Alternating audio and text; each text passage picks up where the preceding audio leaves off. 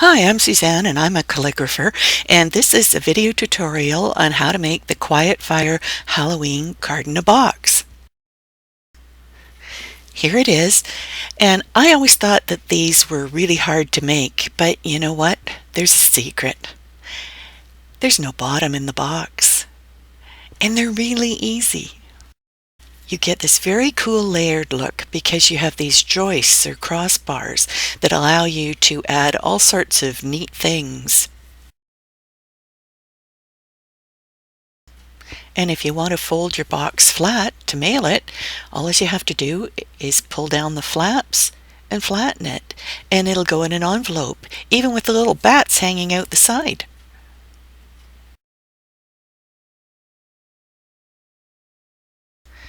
The first thing we're going to do is open up the file in Silhouette, and we're going to take all the elements and we're going to move them over to the side and ungroup them there.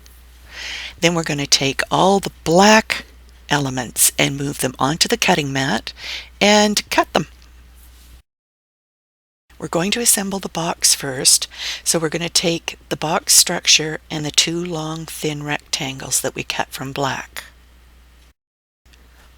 Fold the box sides along each of the score lines and use your bone folder to burnish them down.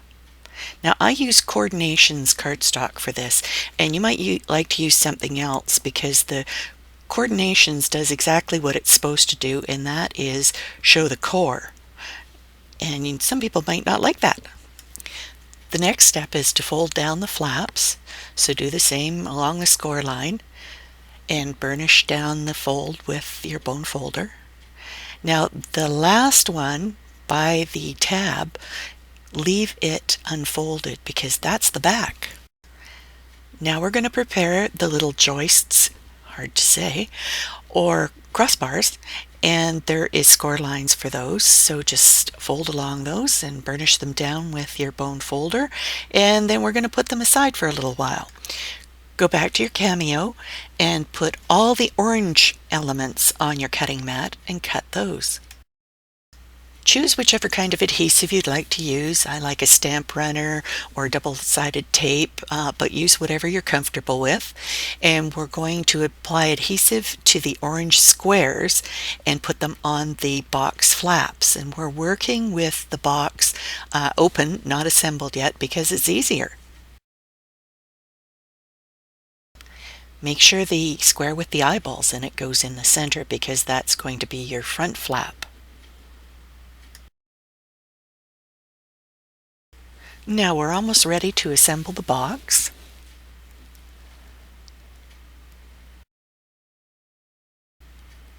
Turn the tab over and apply some adhesive to it. Open it back up again and fold the box flat. Make sure the ends are aligned. Give it a little pressure, and then you can stand it up. The next step is to apply adhesive to the back of the long rectangle and fit it inside the box and adhere it to the back. I've given you two long rectangles, so if you've cut them both, you can apply one to the outside back of the box. And if you have other decorative papers, think about using those. Now, speaking about decorative papers, there's 3 panels that I haven't talked about yet, and they're an intermediate size, and you might want to take some Halloween pattern paper, cut out the 3 panels, and use them on the sides of the box under the flaps.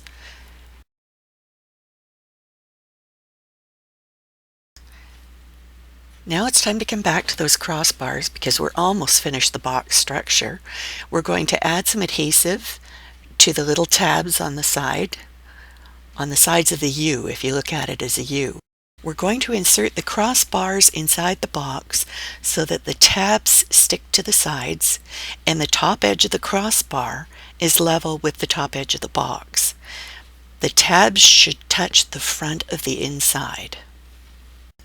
Do the same thing with the second crossbar and give it a little pressure to make sure it's in place.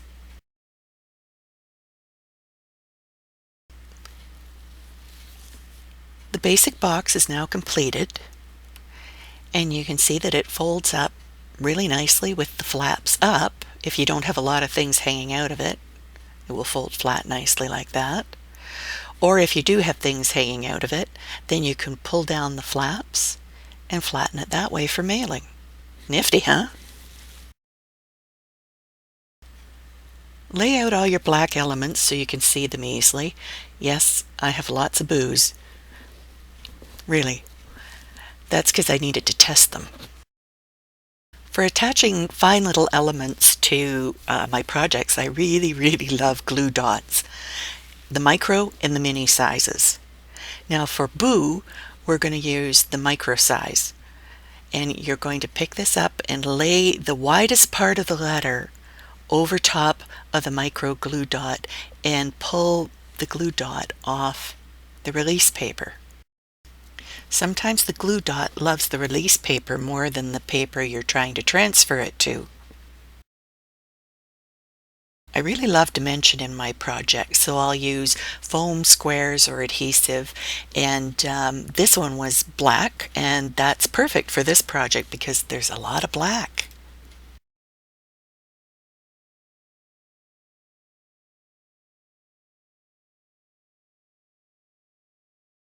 Once they're all glued, just go ahead and add all those elements to your box.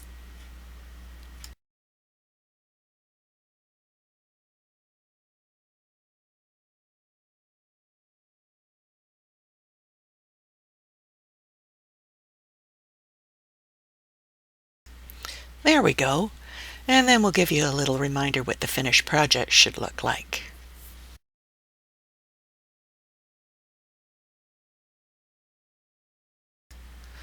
Cut all the remaining pieces on your cameo. The backing for the castle is yellow, as is the moon. The tombstone and the fence are gray. And the two narrow pieces that hold up the bat, I used a transparency or a piece of acetate. The elements that are attached to the crossbars are all glued along their bottom edges.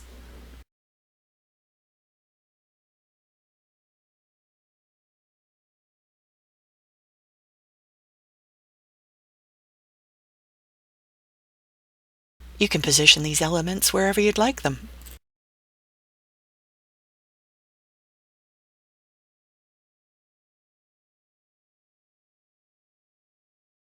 Almost done. Assemble the house together with its lighted background.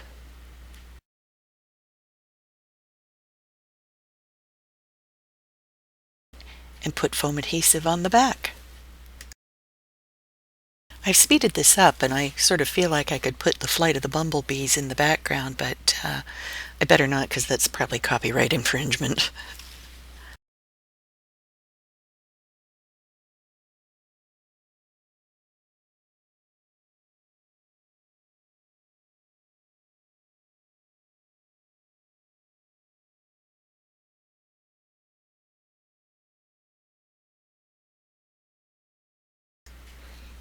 And now there's only one thing left to do, and that's add the little flying bats. I simply used mini glue dots on these.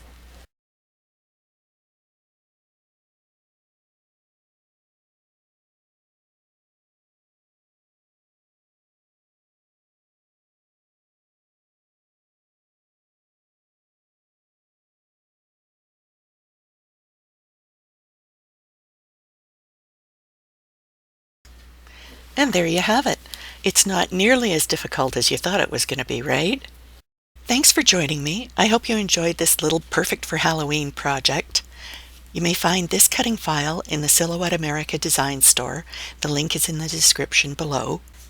Please visit my website, quietfiredesign.ca, for SVG cutting files as well as the other Quietfire products. I have a rubber stamp line and new craft dies produced by Elizabeth Craft Designs. The Quietfire designers post on our blog at least 3 times per week. Check it out. Thanks for watching. See you next time.